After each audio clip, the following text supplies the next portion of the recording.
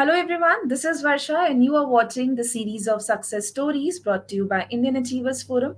So once again, we are here with you all to discuss the success story of one more achiever of ours, and this time we have with us Mr. Vinod Kumar.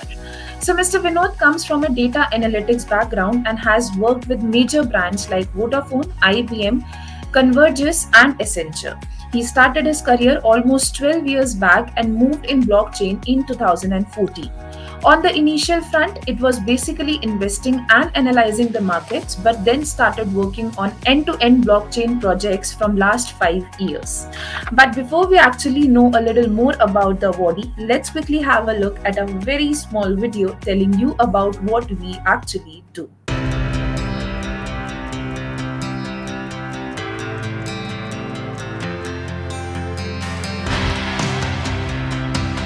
Indian Achievers Forum is driven by a full-fledged advisory board. The board consists of experienced personalities who have excelled in their respective careers. Together, the forum organizes conferences, events, workshops, exhibitions, trade shows, and B2B initiatives in India as well as abroad. Where there is passion, there is achievement. And where there is achievement, there is Indian Achievers Forum.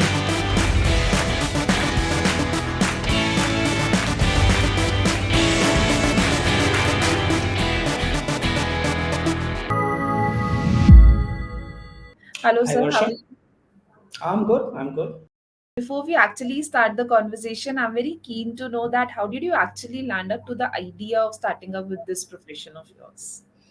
Okay. Varsha, it all started almost, I would say, 12 to 13 years back when I started my corporate journey with organizations like IBM and then gradually moved to Converges and then finally to Accenture. In the initial phase, I have been into the technical stuffs. Moreover, you can say the technical customer services. And then later on, I moved to the data analytics part, worked as a data scientist as well for Converges and Accenture. Was more into analyzing the markets, how exactly the market moves, how exactly you analyze these data, and moreover, coming to the conclusion that how it can be beneficial to the organization. During these phases of working as a data scientist, I landed into blockchain. That was almost like 2016, 2017. Started as an investment prospect, you can say. And after that, yes, I decided to that why not go ahead and start our own venture and then start designing products, working for clients. And that's how the whole journey started with the project that I'm working right now over the blockchain. Right, sir. So, thinking of an idea and its execution are actually two very different things. So, what Mhm. sort of challenges you have to face in your professional journey while moving ahead in it? Okay. So, Varsha, the biggest challenge that I would say that every entrepreneur faces, like in their journey, is that they have to convince their family first. They have to convince the people around them. Actually, the people should have, you can say, faith in you. The people should believe in you, in your idea. Before executing an idea, you have to actually make everyone believe that yes, this thing can actually happen, or this product can actually become a reality someday. So yes, talking about challenges, yes, getting a team together is the biggest challenge that an entrepreneur faces. That yes, and on a later stage, I would say that yes, the financial do plays a vital role as well, because building something from an idea phase to a product phase do utilizes a lot of funds. So yes, venture capitalism was one of the major challenge for me as well. But yes, bought a team together and then slowly and gradually we raised the funds, and yes, we are here now.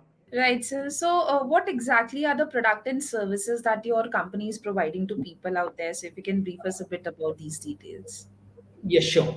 So when I moved to the blockchain space, what we realize is that as of now, making a cross-border payment is the biggest challenge for any individual. Say, if you have to make a cross-border payment right now to some of your friends on the other side of the globe, you have to deal with you can say the banking channels. I won't say the names of the banks to be specific, but yes, in order to get any of the bank involved, if you want to transfer some funds to somebody on the other side, you have to deal with them during the banking hours, right? If it's a Sunday, if it's a bank holiday, definitely you have to wait for the bank to get open in order to transfer the funds. Moreover, when it comes to the stock markets as well, you can only trade into the shares and the stocks. You can say 9 o'clock in the morning till 3:30 in the afternoon. That's how the market plays. You cannot buy or sell stocks during the weekend, or you can say any type of banking holidays. So that's how these challenges were there in the market. So with blockchain, what we develop is that yes, whether it be 7 days a week or whether it be 365 days a year, at any given point of time, if you have to transfer some funds to somebody, you don't have to rely upon the banks. Moreover, I would say that it would be a comparison between a centralized entity and then a decentralized entity. A decentralized entity is something wherein the banks are not involved completely, and then every user is free to make their own transaction at their own will. So we decided to build up, you can say, crypto debit cards. So crypto debit cards would be launching in India, and we would be the very first one to launch them for the Indian market. It would be rolled out in the mid of October. That's what we have planned about. And apart from that, we are also working upon some fitness health bands, wherein you would be able to monetize your health benefits. When, say, if Varsha decides that okay, today I have to take 5,000 steps. Once she has completed 5,000 steps, her wallet would be activated and would be credited with some monetary benefits that she can use on to any type of online or offline stores to make her shopping. So these are the two products that we are working on right now. That's really amazing, sir. And talking about the future, apart from these plans that you have already discussed with us, are there any other plans that you are working on? Yeah, so we are also developing and we are also setting up a game team in India itself, because what we have realized when it comes to gaming industry, Indian talent is moreover, you can say, occupied and taken over by the offshore companies. So we want to have a dedicated team in India itself who can work upon the designing and the developments of AAA level games, wherein we can compete with the you can say the international market. So yeah, the game development is also in the phases, and it would be starting moreover in the last quarter of this year, 2022 itself. Amazing, sir. And I wish you all the luck for all these plans of yours. Thank you, Varsha. Right. So now, moving ahead, sir, the gone, 2.5 years has made us all realize how important it is to become Atmanirbhar. So, Mhm. what do you have to say on this concept of becoming Atmanirbhar or self-reliant, and also how is your company working towards this? Yeah, sure. So yes, these 2 or 2.5 years have been a really tragic moments for everyone around the globe. It's not only that it's India that's impacted; it's everybody and each and every country that has been impacted. I do feel sorry for this as well.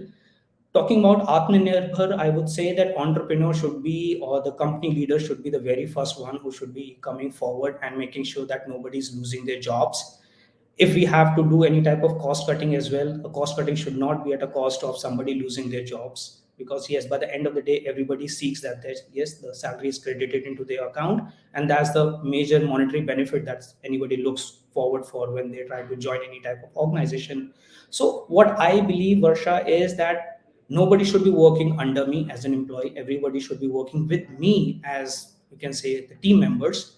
So any type of startup that starts, we do not follow any type of specific hierarchy wherein somebody has to report to anyone. Everybody should be free to contact anyone at any given point of time.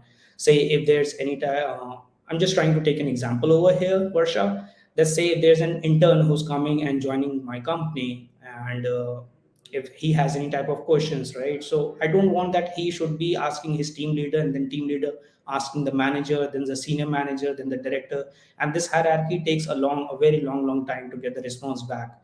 So if there's any question that needs to be asked with the CEO directly, the intern should be free held, or you can say the free hand he should have, that he can contact the CEO of the company directly. So that's how I follow my hierarchy in my company. And yes, we for this 2 or 2.5 years, you can say that nobody have lost the job when they were working with us. The monetary benefits have always been there.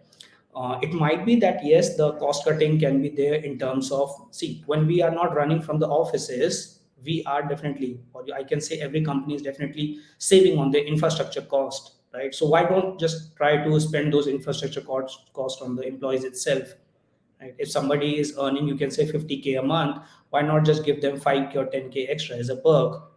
So that way, rather than company expecting from an employee that they should be loyal to us, ideally should be the company who should be loyal to the employee on the very first hand. In that case, yes, we can expect that nobody is leaving their job in just search of an extra income from the other company. Very true, sir. And very few people are there who thinks the way you are thinking for the employees as well, I must say. Okay, so now moving ahead, sir, as you know that this year India would be celebrating 75 years of independence, which is Mhm. famously known as Azadi Ka Amrit Mahotsav. So, Mhm. what do you have to say on this, as in how far we have come, and what do you like? What is your vision pertaining to this? Right. So, yes, 75 years have been there, and one of the drawback that we have seen in the less in these 75 years is, you can say, brain drain, wherein most of the international organization do hires Indians to help them with their work. So I would say that yes, the Indian entrepreneurs should step forward and should make sure that the Indian talent has and will be retained in India itself, so that we can be moving towards, you can say, a progressive economy, right? Rather than people moving outside or going abroad and searching for job, it should be that all those facilities and revenue should stay in the country itself. Because yes, if I'm just trying to take an example that most of the offshore companies do hire say 30% to 25, sorry, 25 to 30% of the Indians, right? In NASA as well, we have almost 30% of the crowd.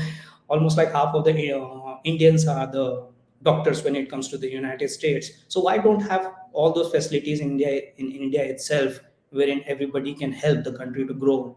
So that's how I see my country as an Atmanirbhar, wherein people should step forward and think about becoming an entrepreneur and then offering services and employments to other people within the country.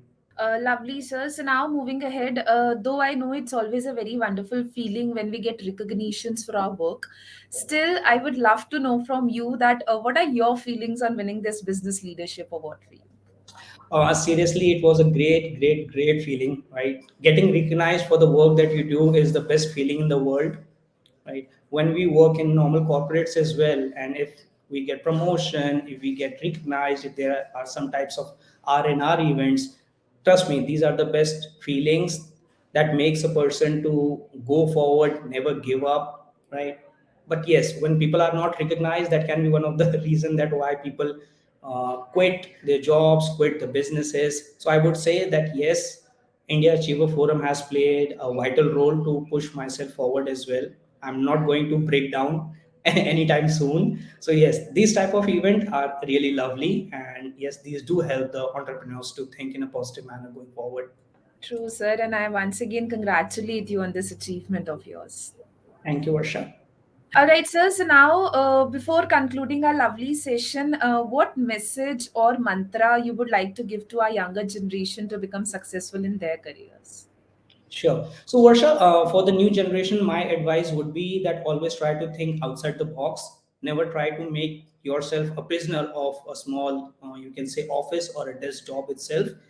Just try to explore the world. There's a lot to learn when you go out and step out of your comfort level.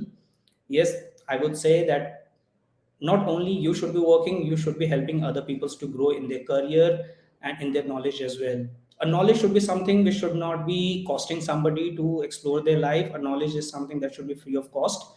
If you know something and you want to distribute to the among fellow members, yes, go ahead, step forward, share your experiences and your talent with other peoples as well, and make everybody grow.